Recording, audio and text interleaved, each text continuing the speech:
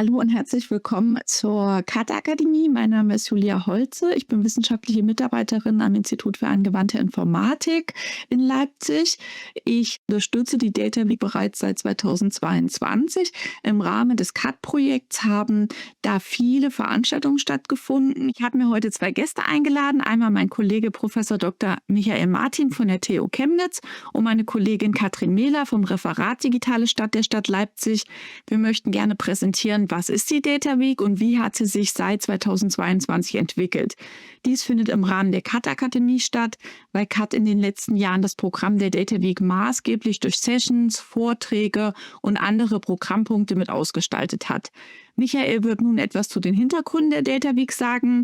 Ja, Michael, stell dich gern kurz vor und beginne mit der Hintergrundbeschreibung. Hallo, mein Name ist Michael Martin und danke dir, Julia, für die kurze Einleitung. Also wie Julia schon angedeutet hat, bin ich Professor für Datenmanagement an der Informatik der Technischen Universität Chemnitz und seit schon nach einer ganzen Zeit, einer geraumen Zeit in der Wissenschaft aktiv. Bei mir und in meinem Umfeld sind die Themen Digitalisierung in Wissenschaft, Wirtschaft, aber auch Verwaltung schon recht lange präsent, sind circa 15 bis 20 Jahre. Man könnte sagen, im Detail geht es dabei um die maschinenlesbare bzw. maschineninterpretierbare Datenrepräsentation. Also man könnte sagen, das bedeutet, wir wollen, dass Daten von Menschen und auch von Maschinen gelesen und vor allem verstanden werden können. Das hat vor allem was damit zu tun, dass wir die Semantik, also sprich die Bedeutung von Daten, gemeinsam mit den entsprechenden Nutzdaten speichern, dezentral speichern und abfragbar machen. Dies hat besondere Bedeutung, wenn wir beispielsweise über Transparenz zu Entscheidungsprozessen in diversen gesellschaftlichen Bereichen sprechen.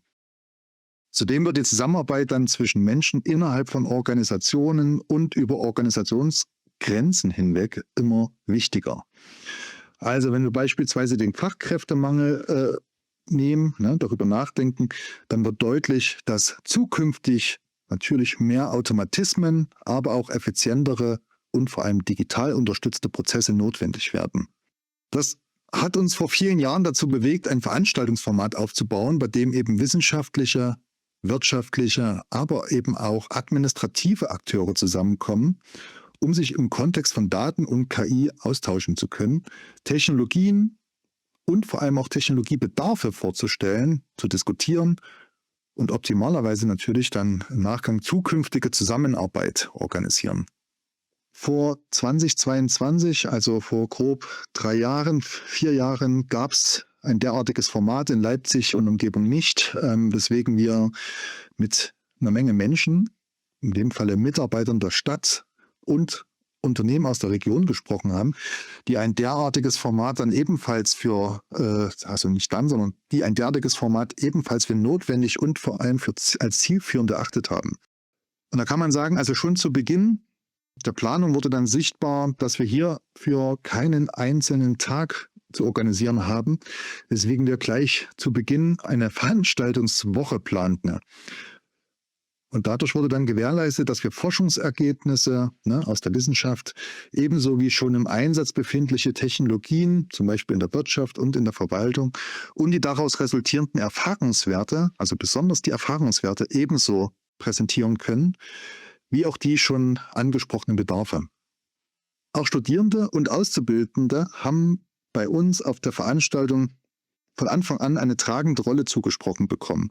Denn aus unserer Sicht sind dies die zukünftigen Daten- und KI-Experten, beziehungsweise natürlich auch die Anwender, und müssen dann in die Planung von derartigen Einsatzszenarien für Technologien natürlich schon frühzeitig mit eingebunden werden. Nach abgeschlossener Planung und entsprechend langer Vorbereitung mit einem, man könnte sagen, doch recht beachtlich großem Team haben wir es dann gewagt, an die Öffentlichkeit heranzutreten und die Auftaktveranstaltung 2022 im Leipziger Rathaus dann durchzuführen. Wir haben die erste Veranstaltung tatsächlich als Versuch betrachtet und waren uns bis zum Schluss nicht sicher, ob wir die verschiedenen Communities zusammenbekommen. Im Nachhinein betrachtet kann man sagen, hat das Ganze aber sehr gut funktioniert. Okay, vielen Dank, Michael. Ich werde jetzt mit der Data Week 2022 fortfahren.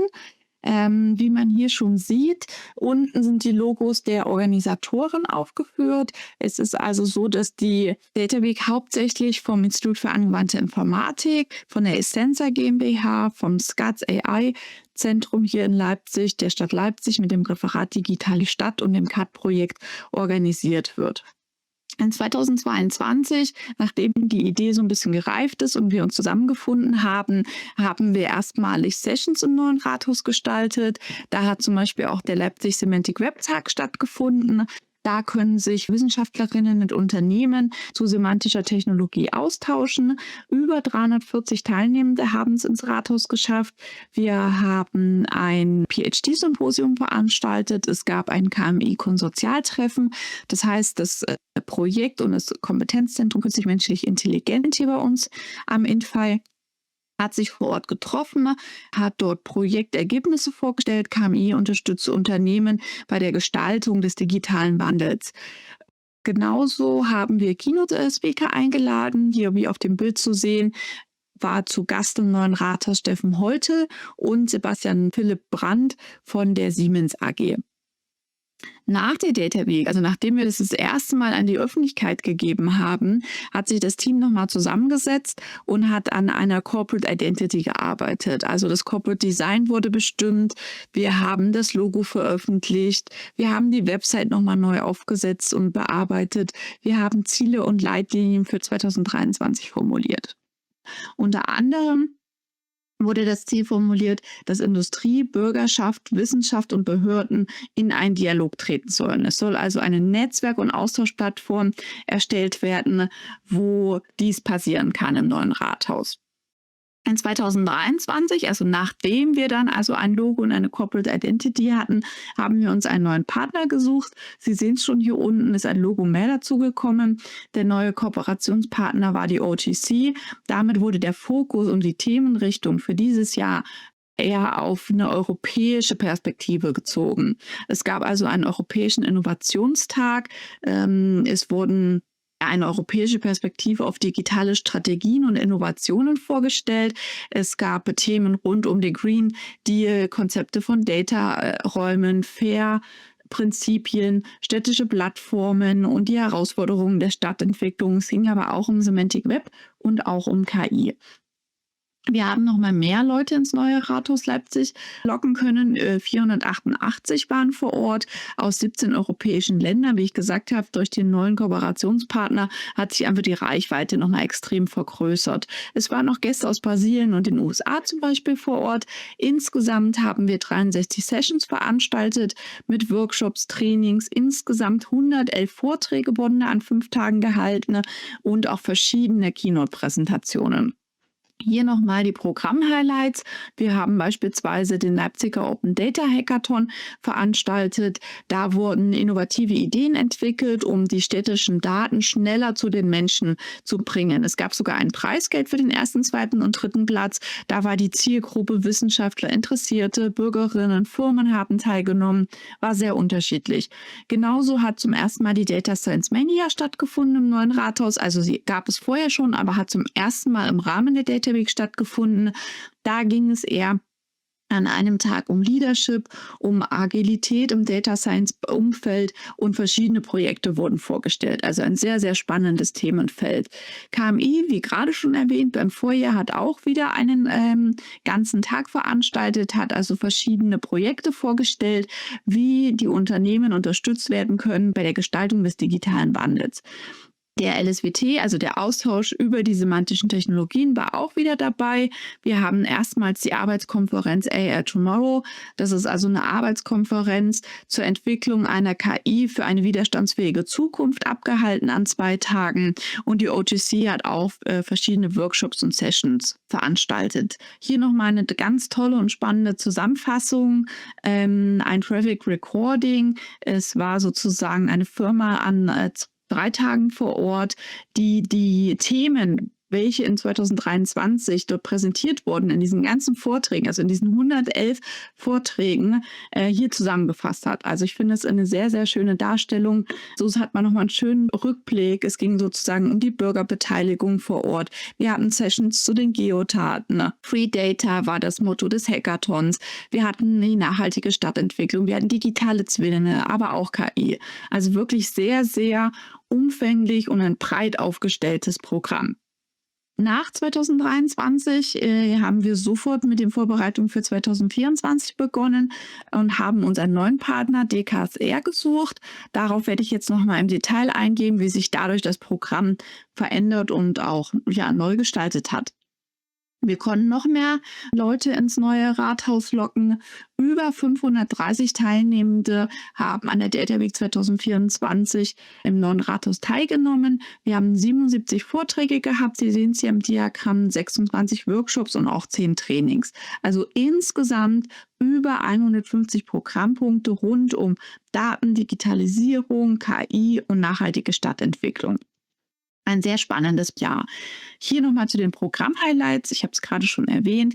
Der Open Data Summit vom Daten- und Kompetenzzentrum für Städte und Regionen wurde organisiert. Das war ein eigener Strang. Die Data Science Mania, also die Themen rund um die Leadership und Agilität im Data Science Bereich, war auch wieder mit dabei, genauso wie das Team von KMI. Auch wieder mit am Start sozusagen war der Leipziger Semantic Web Tag und wir hatten wieder spannende Hack-Marathons, einmal der Health Datathon und natürlich Jugendtech. Wir konnten erstmalig auch Jugendliche am Freitagnachmittag ins Rathaus locken. Weitere Highlights waren zum Beispiel, wie Sie hier auf den Bildern sehen, eine Keynote von Ben Gardner im Rahmen des LSWT oder Professor Levermann hat auch eine sehr, sehr spannende Keynote gehalten. Im Hintergrund sehen Sie, das Graphic Recording Team war natürlich auch wieder vor Ort. Dort sieht man ein bisschen ein anderes Bild, wenn man es erkennen kann. Es ging also mehr so um die Nachhaltigkeit. Es hatte eher den Charakter von Menschen vernetzen, Daten nutzen. Es ging viel um Ökologie und soziale Ökonomie. Hier nochmal die Hauptthemen vom Urban Data Summit. Welche Themen hatten die Workshops und Vorträge, haben wir hier nochmal kurz zusammengefasst. Es ging also hauptsächlich um die Dateninfrastruktur und die Datennutzung in den Kommunen. Also der Fokus wurde auf die Kommunen gelegt. Genauso wurden digitale Werkzeuge und Simulationen für die Stadt- und Regionalentwicklung vorgestellt. Es ging um Nachhaltigkeit und Mobilität, im Besonderen auch durch digitale Lösungen. Natürlich hat auch KI wieder einen Teil des Programms eingenommen. Da ging es um KI und vertrauenswürdige Anwendungen für Kommunen und es ging um Strategien und Umsetzung von Smart City-Konzepten. An dieser Stelle würde ich gerne meine Kollegin Katrin Mehler begrüßen.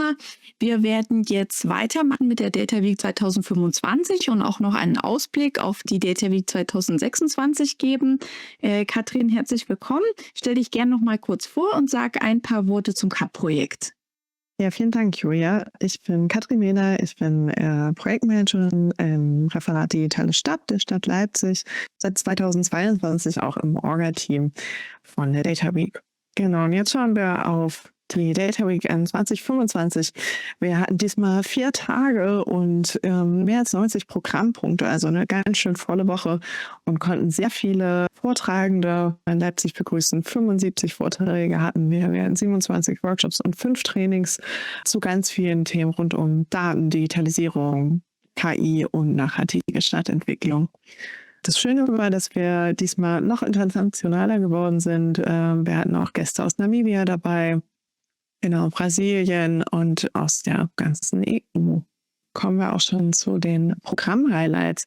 Neben unseren Keynote-Speakern Miguel Mahecha vom OFZ, der über Umweltforschung in einer datenreichen Zeit berichtet hat und das Beispiel mit den Fischsterben aus der Oder im Jahr 2022 hatte, hatten wir auch die Referatsleiterin Renate Mutterhuber aus dem BMWSB, die einen Vortrag zu lebenswerte Städte und Regionen gehalten hat, wie Smart City als kommunale Aufgabe gestaltet werden kann. Neben den Keynotes hatten wir ganz neue Formate, zum Beispiel das Innovationsforum, Game Changer Daten. Auch neu dabei war das Beratungsangebot für Startups, das aus dem Amt für Wirtschaftsförderung der Stadt Leipzig angeboten wurde. Dann die altbekannten Formate wie KMI-Transfertag und ein Thinkathon. Auch neu dabei waren die Roadshows, diesmal von Civic Coding und Ayamo. Bei Ayamo ging es beispielsweise um KI-gesteuerte Mobilität. Auch dort zeigten sich halt, wie wir in dem ersten Bild ganz oben sehen, von Ayamo, von der Roadshow, wie diese Verschneidung zwischen Wissenschaft, Verwaltung und Wirtschaft gut funktionieren kann. Und neben den Workshops und der Messe gab es neue Formate, auch wie den Stadtspaziergang zur Sensorik, wo die BesucherInnen an verschiedenen Punkten gezeigt wurde, wie Daten erhoben werden und welche Daten, also welche Umweltdaten vor allen Dingen erhoben werden und wie Bürgerbeteiligung durch digitale Werkzeuge die Stadtplanung beeinflusst.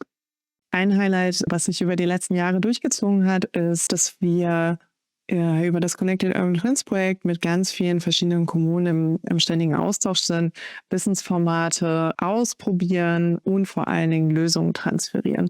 So konnten wir in den letzten Jahren ganz viele Städte wie Gelsenkirchen, Halle an der Saale, Hamburg, München natürlich, auch Kiel war da, ganz viele Städte bei uns begrüßen, die ihre Lösung vorgestellt haben und mit uns in Austausch gekommen sind zu den Lösungen, die im CAD-Projekt entstanden sind. Und da sind ganz viele Mehrwerte geschaffen worden durch den Austausch mit den WissenschaftlerInnen, durch verschiedene Wirtschaftsunternehmen, die sonst nicht möglich gewesen wären. Und dadurch ist die Data Week ein ganz besonderes Format, was wir unbedingt erhalten wollen, auch in den nächsten Jahren. Hier möchte ich einmal das Organisationsteam vorstellen aus 2025, sowohl von der Stadt Leipzig, der Essenza GmbH, dem Infi und dem SCATS AI. Das Schöne, wenn man sich jetzt über die Jahre anschaut, ist, dass die Data Week kontinuierlich wächst. Von 2022 angestartet sind mit ungefähr 350 Teilnehmenden. Hatten wir einen deutlichen Zuwachs bis zu 2025, obwohl wir da nur 4 Tage hatten. Und freuen uns, wenn noch mehr Kommunen mit dabei sind, die die Data Week zu einem großen Erfolg führen. Außerdem möchten wir uns bedanken bei unseren Fördermittelgebern. Im Rahmen von CAT war es das BMWSB und das die KfW und im Rahmen des KMI-Projektes wurde es geführt vom BMFTR und dem Kompetenzzentrum Arbeitsforschung. Noch genauso wichtig ist es, sich bei unseren Sponsoren zu bedanken. Manche sind uns über Jahre treu geblieben, andere sind immer mal wieder gewechselt. Ja, ein Überblick dazu. Genau, an dieser Stelle würde ich noch mal kurz übernehmen. Hier haben wir einen QR-Code hinterlegt. Wir haben unseren YouTube-Kanal bereits seit 2022 aufgebaut. Dort sind wirklich alle Sessions, alle Highlights, alle Eröffnungen, Keynote-Präsentationen zu finden. Schauen Sie da gerne rein. Es ist wirklich ein buntes Sammelsurium und zeigt noch mal die Vielfältigkeit unseres Programms. Genauso wichtig ist natürlich der neue Termin. An dieser Stelle können wir nur sagen, save the date. Die nächste Data Week findet vom 1. bis 5. Juni im Neuen Rathaus Leipzig statt. Unsere Ausschreibung für Workshops, für Trainings, für Vorträge ist noch offen. Kommen Sie da gerne auf uns zu. Wir freuen uns auf jeden Fall auf alle Teilnehmenden. Und hier zum Schluss noch mal kurz unsere Webseite und auch per E-Mail sind wir erreichbar für Aussteller, für Sponsoren. Kommen Sie da gerne auf uns zu. Wir freuen uns auf Sie. Vielen Dank.